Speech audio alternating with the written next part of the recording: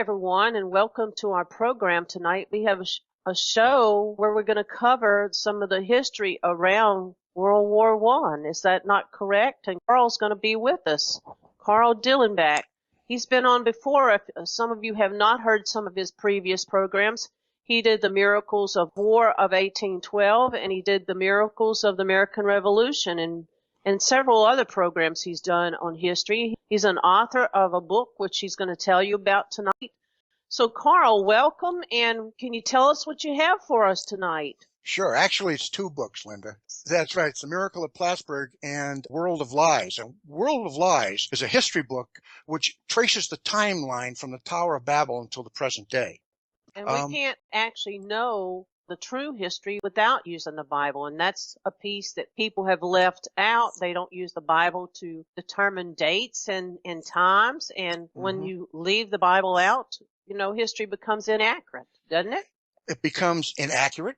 That statute in the book of Daniel is one entity, one statute, all these different heads and breastplates and legs and feet. It describes humanity from Nebuchadnezzar down to the next revival of the Holy Roman Empire. It was the major Gentile kingdoms is what it was. Yeah, exactly. But without God in the picture, you'd never figure that out. And history has bore that out. It's the most easily traced roadmap of world history that there is, that statute in Daniel. This is true. There was this baton passed down from Nimrod to Esau and then to Babylon, from them to the Persians and then to Rome. And that's what that statue in the book of Daniel is representing, Satan's baton. That's right. Your listeners have been following along in what we've been doing and what your show really is all about. They probably have a much better understanding of the timeline of humanity and where we are than really most college professors and most anthropologists. Certainly, anyone who understands the law of God knows more about the God of Abraham, Isaac, and Jacob than the Pope. I applaud you, Linda, for doing this show. This show goes all over the world. It's a wonderful thing that people have this opportunity. I wish more people would listen and more people would take it to heart. But I've really said that because World War I began the present age. This was a war which was supposed to end all wars because it was so horrible and horrific in its scope. Right. We don't even know how many people died in that war. And we don't know because, first of all, governments have a tendency to fudge their figures to make it look not as bad as it really is. Right. And second of all, so many people died in so many different ways. The only thing that we have any idea with, the official tally is 9 million. And that's 9 million young boys. Just the soldiers. That doesn't take into account the strafing of civilians by aircraft, the artillery bombardments of people buried in their homes, not to mention the tens of thousands of refugees murdered on the roads, going from this place to that, trying to get out of combat. It really was the dawning of this horrible age in which we live. And at that time, it's absolutely true, Carl, that many people that lived at that time thought the world was coming to an end again. They did. They thought that was the end time as spoken of in the Bible, obviously. And if I lived at that time, I probably would have thought the same thing too. Me too. What people don't really understand about all this is the scenarios, or at least the partial scenarios of the end time, have been repeated over and over again through history. The only thing that hasn't come to fruition until the present age is the fact that man has not had the means to completely destroy himself from off the face of the earth. And we have done that now. Yes, we have. We are in that pocket. And we can trace this evil, if you will, right back to World War I.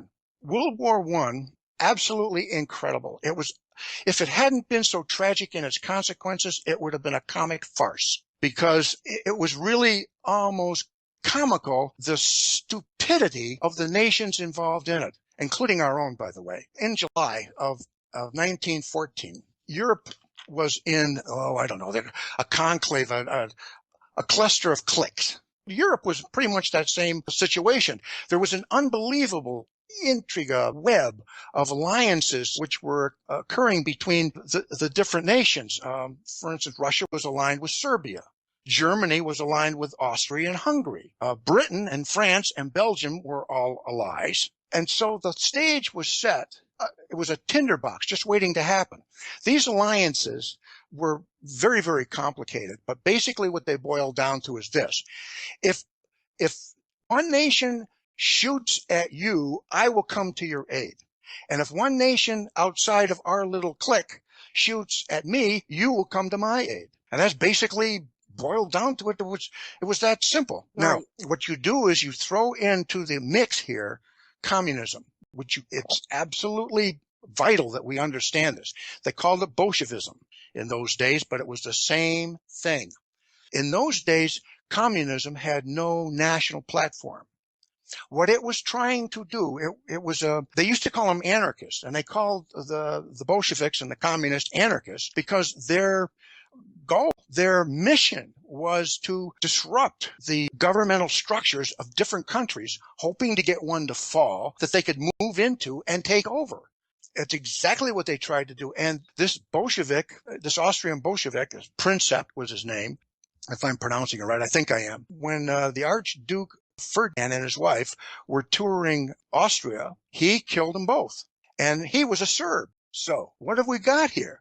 We've got a Serb who was aligned with the Russians, killing an Austrian Hungarian who was aligned with Germany.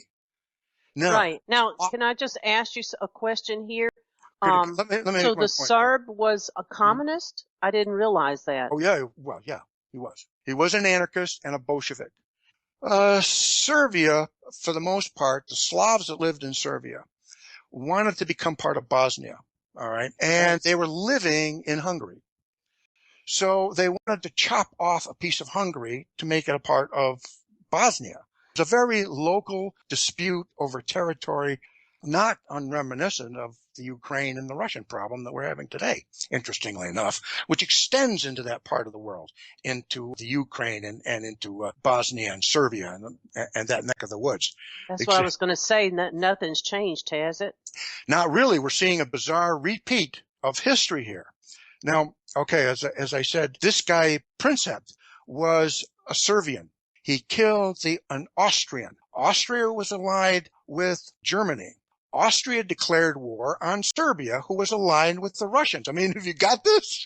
Exactly. Well, I have to make a comment here, and that is that many of the communists that were in power during the Russian Revolution were Ashkenazi Jews. And I don't think people realize that they played a major role in the downfall of Russia.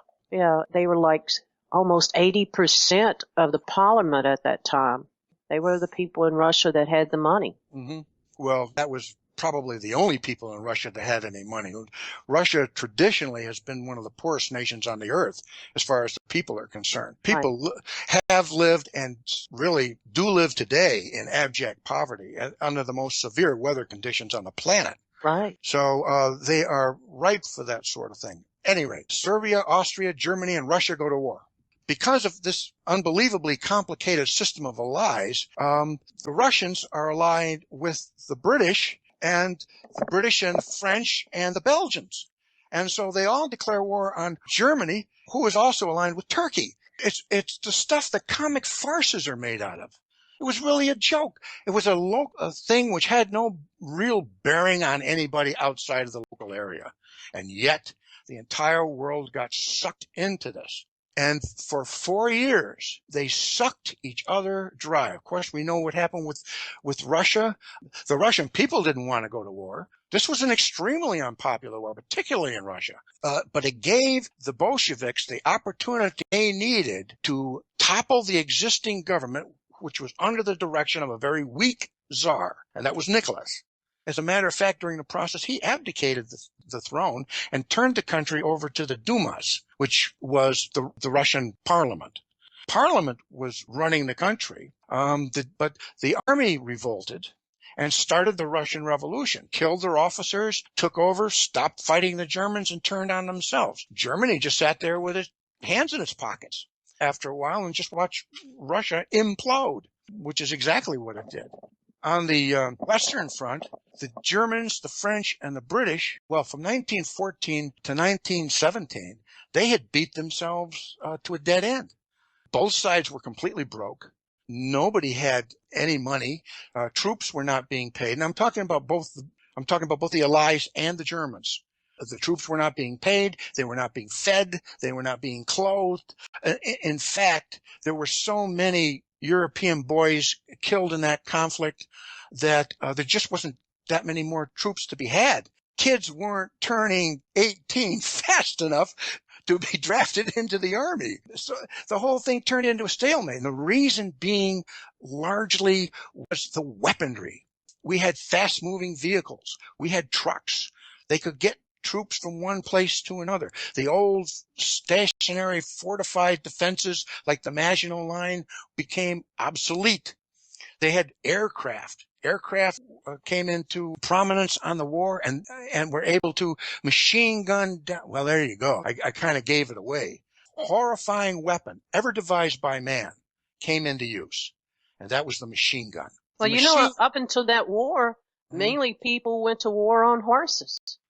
They did, and they tried to do it in World War I. As a matter of fact, it was kind of a melding of 8th or 19th century warfare with the 20th century, and of course it was a slaughterhouse, just absolute slaughterhouse.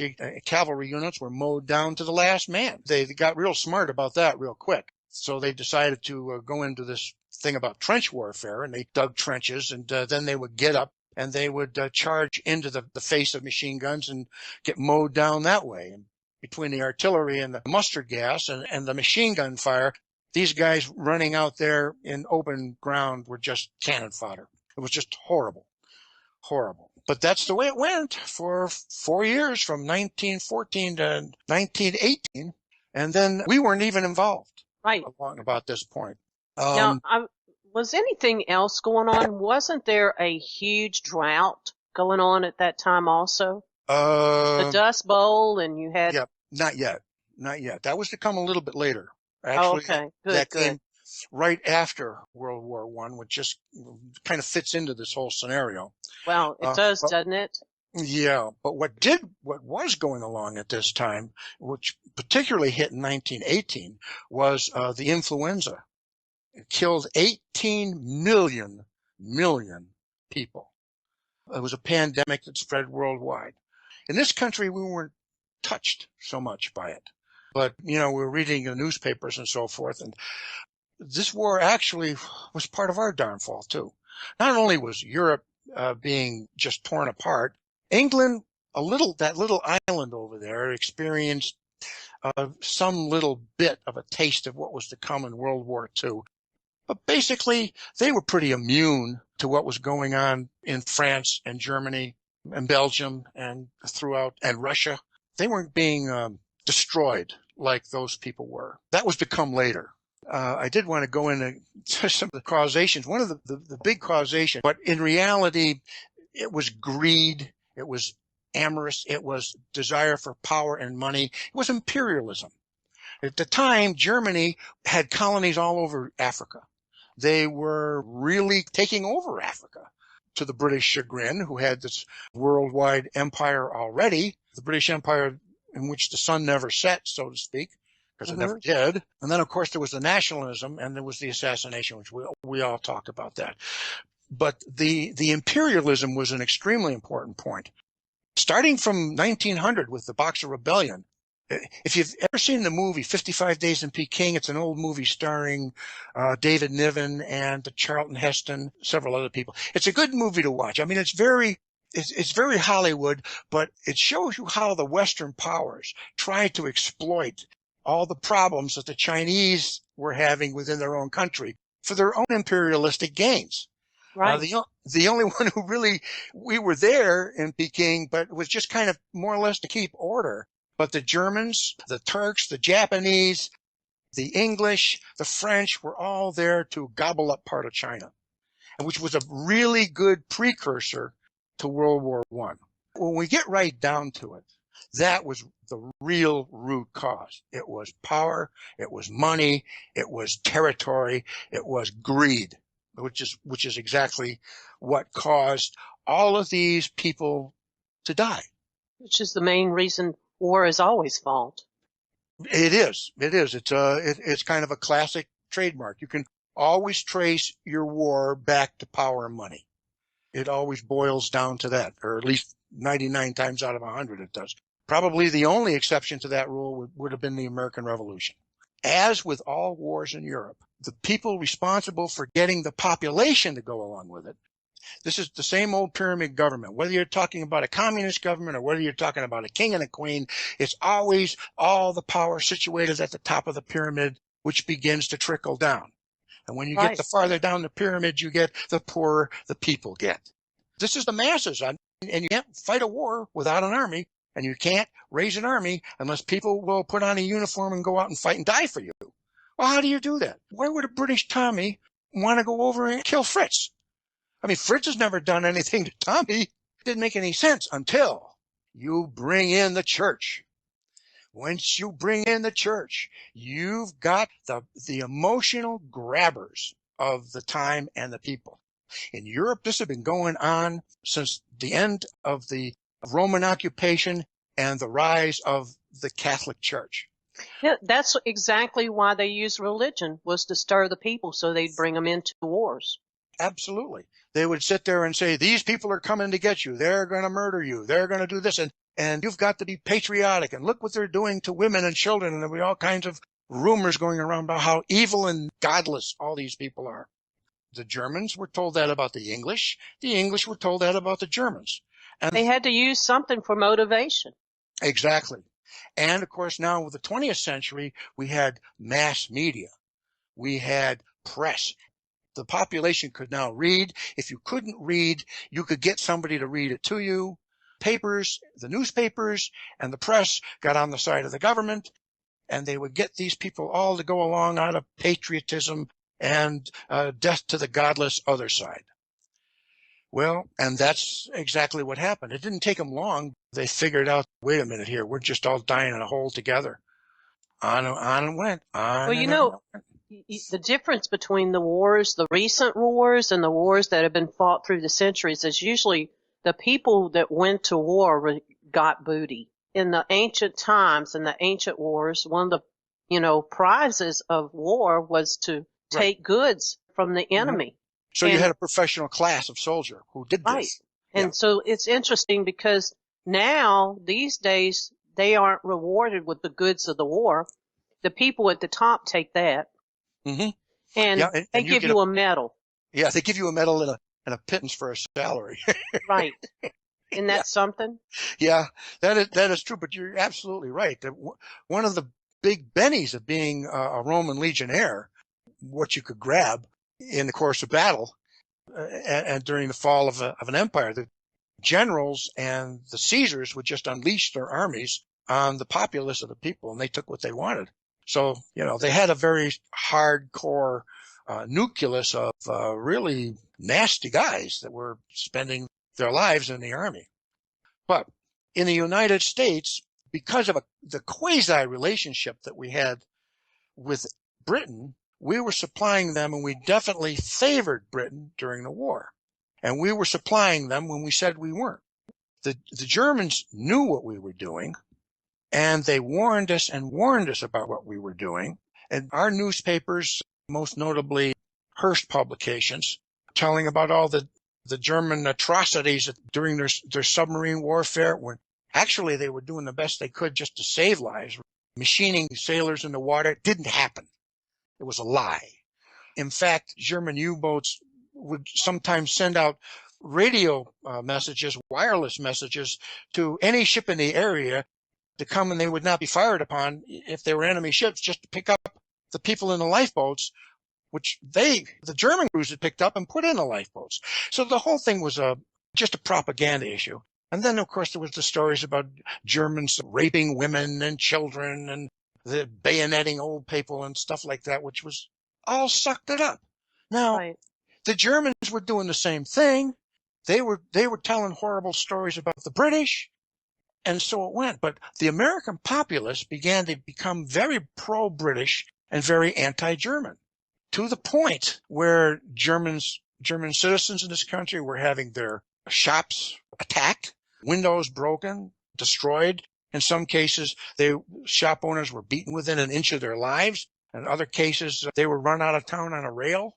There was a lot of anti-German sentiment here, bolstered from the pulpit by the churches and through the media, the newspapers. Right. Finally, we went to war, and it was the worst thing we could possibly have done. It was a catastrophe. We were only in it for 8 months, and we won. Yeah. Right. And we went into this war during the Feast of Unleavened Bread. We did. Huh. Isn't that interesting? That was when we went into the war. Actually, we were tossing it around a month earlier, which was right at the time of the New Year for us, the God's New Year, which they actually went into war at the time of the Unleavened Bread Feast, which I think is really interesting. It is. It really is. And, it's interesting in more than one way, because we violated God's commandment when we did this. God repeatedly said, don't make alliances. I was Right. going to say, you don't make them with a foreign nation. No, you don't make alliances with a foreign nation, lest they come in and they destroy you. George Washington said the same thing not once but twice. He said it in an inaugural address, and he repeated it in his farewell speech. Do not, under any circumstances, ever get entangled with the European continent or the nations thereof. If you read Jeremiah 3 and verses 6 through 8 and Ezekiel 16:28 through 23, God will tell you, Israel, you are a people apart. Do not get involved with those people. But we did. Well, exactly. And, many of those Western Europeans were Israelites also. Yes, so they were. And a lot of always Germans come to their rescue. It's going on from day one. We'll go in when our brother gets in trouble and rescue him. It never fails. Well, answer me this, Linda. This is a question for you. What did the United States have to do with a question of territory in Serbia and Bosnia? Nothing. And absolutely nothing. We went to war against a non-enemy. Germany and Britain had beaten themselves to death from 1914 to 1970. The levels of combat had shriveled to almost nothing. Like I said before, they couldn't get soldiers, they couldn't pay them, they couldn't clothe them, they couldn't feed them. The war was winding down to a stalemate, and it would have been all over in a matter of months. Both sides would have just pulled back and let the whole thing just evaporate. If it hadn't been for the good old USA, here we come. Fresh troops, fresh tanks, aircraft, mustard gas, ammunition, thousands and thousands and thousands of young men, just fresh from the States, just poured right in, slam, bam, it's all over in 8 months. Right. Germans never had a prayer from the minute we got into that war. But you know what? That war cost us 17,000 young American boys' lives. Wow. And that's not very much in the scheme of things, but when you consider that we were only in that war for about 8 months and in combat for probably only 6 months of that 8 months, that's a horrendous figure. It is. We lost a lot of people for nothing, no reason. And the reason I say that is because when we came out of that war, everybody lost. There were no winners of that war because it bred the Great Depression. The Treaty of Versailles destroyed what was left of the German economy and actually the German nation. Do you know that at the Treaty of Versailles, Britain, France put the entire war debt on Germany? That is, not only did the Germans have to take care of their own war debt, but they also had to pay Britain, France, the United States.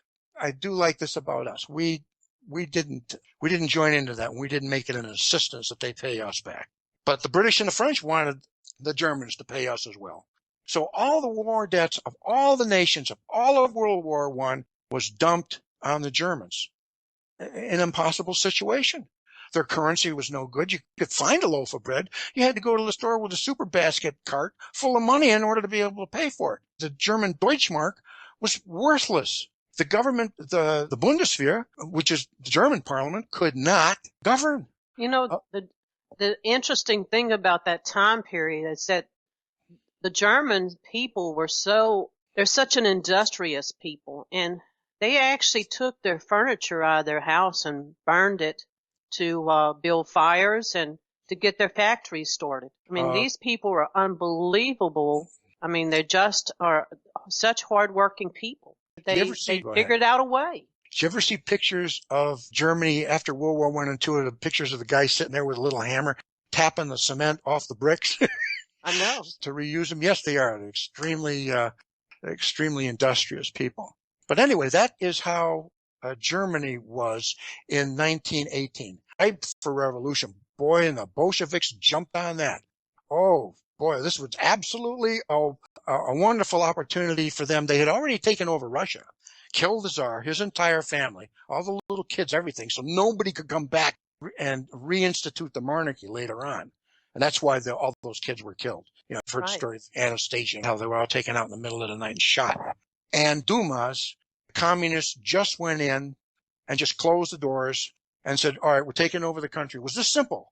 They went in, they closed the doors, said the only way you guys are leaving out of here is if you pledge allegiance to the new communist regime, headed by, at that time, Joseph Stalin, Brezhnev, all of these characters that were, later to become bigwigs in the Communist Party. I believe Lenin, of course. Anybody else got taken out of that chamber and put up against the wall and shot. And they started killing millions and millions of Russians. Everybody. The White Army was completely obliterated. It was during that time, interestingly enough, that Tsar Nicholas had sent an expedition to Mount Ararat to explore Noah's Ark, which had been found up there. These people swear later on in letters to their family, they came there, they found it, they photographed it, they measured it, that absolutely proved that the Ark of Noah was sitting on Mount Ararat, and they had been through it. In the meantime, while these guys are out there, World War I is going on. They had no idea. They came back into an entirely different world than the one that they had left. The Bolsheviks grabbed a hold of them, took them out, shot them all, and destroyed all the photographs, all the writing, everything. And the only reason we know about it today is because of the letters that they wrote back to their families. Wow. Interesting. Just kind of an interesting sidebar there. Now, England escaped the war pretty much unhinged. Yes, they lost a lot of people. The war was very expensive, but they survived all right. France was in turmoil, and the only one that really came out the apparent winner was the United States. Nobody with muddy boots was walking through, our mother's kitchen. Yes, war is expensive, but we gained an awful lot. Look at the technology. When World War I started, we were flying around in little underpowered Wright Brothers type aircraft. By the time all over, we had sophisticated warplanes, which translated into civilian life. And the truck was perfected, and the airplane was perfected. We now had motion pictures and photography, which had become perfected. All these industries took off like a shot. Tires for, the Goodyear Tire and Rubber Company and Firestone managed to run the trolley cars out of business so that they could promote buses and put their tires on their buses. We'd have this really great, efficient trolley car system today in major cities instead of this, now it's passé, bus transportation, which is very expensive. The reason for some of that, right, Carl? Yes, I do. Because some of these people greatly profited from World War I, so they were able to invest money into these different industrial entities, and they profited greatly by World War I, and that's one of the reasons why they came out on the other side with unbelievable products. Oh, yes. Not only that, but the food industry, the clothing industry, the garment industry, the Colt arms and Winchester arms. We walked right into being probably the greatest power on earth, even then, even though we didn't know it. We weren't flexing muscles. Thanks to the Spanish-American War, we had our infrastructure now just absolutely boomed. The rail industry took off. The highways took off, which really were developed. The superhighways were developed a few years later for military purposes, so that we could get trucks from one end of the country to the other. Not to mention the fact that the Panama Canal, so that we could get our Navy from one ocean to another. We had become a colossal giant in manufacturing. Why do I say then that winning World War I was a catastrophe? And I'll tell you why. It was because we forgot God. World War I was probably the second war that we didn't give God thanks for the victory. I think the first one was probably the Civil War. We did not come out of that with an appreciative attitude to God for keeping the country united. World War I, though, we definitely didn't. We just took the money and ran. Nobody said thank you to God for giving us the victory. So we went off, and for the first time, our churches became political entities more than they were religious entities. We were looking at ourselves in the mirror and we're slapping ourselves on the back, and we just went nuts. For a while, it looked real good. I mean, the economy grew, everything grew, and it trickled down to the average citizen. But then the world monetary system caught up with us, because everything was not rosy anymore. We were beginning to feel the pinch, and then when the stock market crashed less than a decade after the end of the war, right, we were not able to recover from it. And our stock market crumbled largely because the European market was gone, and there was no value for the dollar or the mark or the franc or really the pound anywhere. What happened then is where we really began to take a nosedive. Anytime you have a vacuum, power vacuum, you have forces that will want to fill that vacuum. That's axiomatic. That's part of history. That's life. In Germany, it was the communists and the Nazis who were vying for power to take over that country. The communists were having too much trouble in Russia to give their brothers in Germany a whole lot of support. So Adolf Hitler and his street thugs were gradually gaining power and support in a bankrupt Germany, and he had plenty of people to blame it on. In this country, when we went into the Great Depression, wow, government went on a feeding frenzy. It was the first time that taxes were used as a weapon by the government to confiscate property and to levy fines. Insurance companies went ballistic. They bought up land for pennies on the dollar. Big corporations did the same thing. They became conglomerates. All the things that Theodore Roosevelt had sought to undo in this country, the breaking up of monopolies, and because of loopholes, and these things began to reappear and became more extant. And those antitrust laws are just words on paper. Exactly, they are. And that brought in the large industries, which have been really a downfall for this nation when you stop and look at it. Although there has been progress made, I'm not saying there's no progress made when you have large industries. It takes industry out of the hand of the common people. And so what I mean by that is that, God, He designed things so that people would have their own little small businesses. Yes. And large corporations have rolled in over top of these people, and so they had no choice but to become part of the system or starve. Well, yes. Look at the family farm. During the Depression, it went. That was it. Heretofore, we had small communities. The farmers took care of their own families first. They supplied goods and services to the local communities, and then whatever surplus they had, they sold at market. With the Depression, and this is when the Dust Bowl came in, this certainly did not help, but they lost all of that. The only people that could survive it were people like the conglomerates, like Swift and Kraft, you name it, the big companies that could weather out the bad times and take the farms away from families that had had them for 100 years and then turn them into serfs. You can stay on the land, but you're going to be my tenant farmer. You won't own it anymore, but you can farm it for me. And the big thing about all of this really is we've lost our relationship with God in all of this, because all of this was important. Like you just mentioned, Linda, This was how God's government works on earth. Small, family. That is the whole precedent of God's law. It used to be that the majority of people lived on farms until World War I and World War II. And then after that point, the people gradually started moving to the cities and to the suburbs, where 80% of the people lived on the farm before World War I, and now 80% of the people live in the cities and the suburbs now. Yeah. And only 20% live on the farm. And that's not the way our society has always been. That's not the way Israel has always been, because Israel was always an agrarian society. All their civilizations, they were agrarian. And so when you move away from the farm and you move away from the small businesses and you start working for the big companies, then you are basically a slave. Exactly. And you know what? Where were the churches in all of this? What was going on with churches in the United States while all this was going on?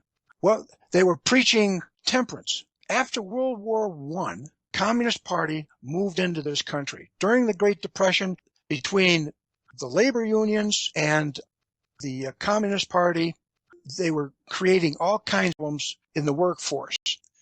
The churches were screaming and hollering, ban the booze. And they never stopped to think of what this was going to do to the last remaining viable industry left in the United States. Most everything else was pretty much gone. Well, not the industry. I can't so much help as but the laugh job. to myself on this, Carl, because my father lived during that time and he was doing moonshine. He was selling moonshine. That was how he's making his living, because they couldn't get it any other way. He Well, it saw an was- opportunity and he went for it, I guess. Well, the alcohol issue aside, really what it did, though, it spawned the rise of organized crime in this country. Organized crime before Prohibition was basically just a few Sicilian black hands that ran little pockets, mostly on the East Coast, in cities like Utica, New York. And with the advent of Prohibition, organized crime took off like a rocket. And by the time Prohibition was repealed, organized crime had become so sophisticated and so widespread and so industrialized in their own boards and their own executives, they had become a permanent fixture in this country, which exists today. And if you don't believe that, I just have to ask you, where do you think the laws regarding your lotteries came from? Who do you think initiated those laws? Where do you think the legislation came from? Who do you think put that into power? In Connecticut, we were told that the casinos would eradicate any need for taxes. Oh, really?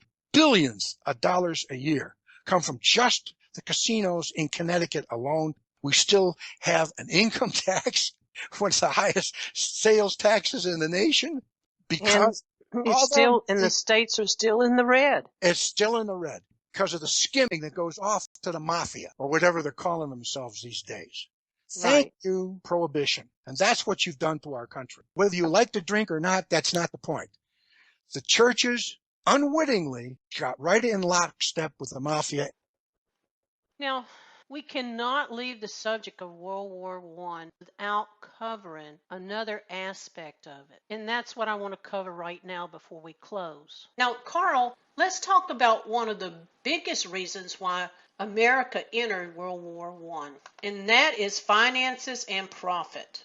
Now, Woodrow Wilson basically declared neutrality. The truth is, he was really looking for an excuse to enter the war. The American people at that time wanted no part of it, but the large banking interest at that time was acutely interested in getting involved in World War I. The international bankers felt that it would be a lucrative venture. The United States would have to borrow more money from the Federal Reserve. Now, an advisor to Britain, which was Admiral Grey, sent a communication to Colonel House in America. And this is a very interesting communication. Ray said, "What would America do if Germans sink an ocean liner with American passengers on it?" And House responded, "I believe that a flame of indignation would sweep the United States, and that it by itself would be sufficient to carry us into war. Now, I'm not saying there was a plan to sink the Lusitania, but it's definitely recorded that it was discussed before the event. In May of 1915, a ship called the Lusitania sailed into German waters. The Germans, as suspected, would torpedo that ship, killing over 1,200 people. Now, this caused a wave of anger among the American people. No doubt about it. And these are the kind of events that stir the American people to act.